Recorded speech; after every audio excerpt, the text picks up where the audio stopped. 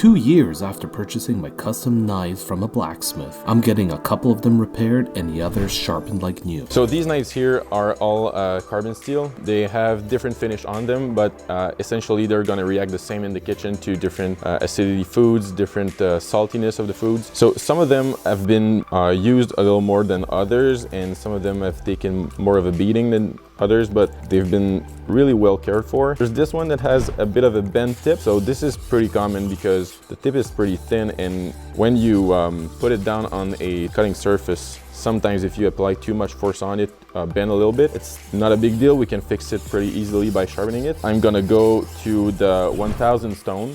So it's a somewhat fine grit. It's not a super rough grit, so we can correct the tips of the more damaged knives. The last thing, I'm just gonna take the burr off on the blades.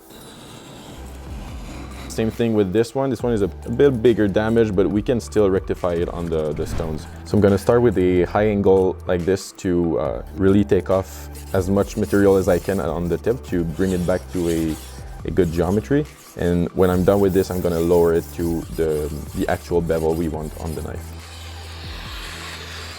But some of the others, we're gonna skip to the 8000 grit straight away because they're pretty thin. The edge is not too damaged. We can just like refresh it a little bit on the fine stone and preserve a little bit more steel. The reason we're not using a honing rod like this is just to refresh the sharpening on the blade. It's not actually resharpening the blade. So it's just a temporary thing. It's gonna prolong its sharpness, but it's not gonna resharpen it. You can use it, but you still want to sharpen your knife on a whetstone from time to time. The look, you can see like the coloring on the blades. This is the patina. The patina is a thin layer of oxidation on the blade.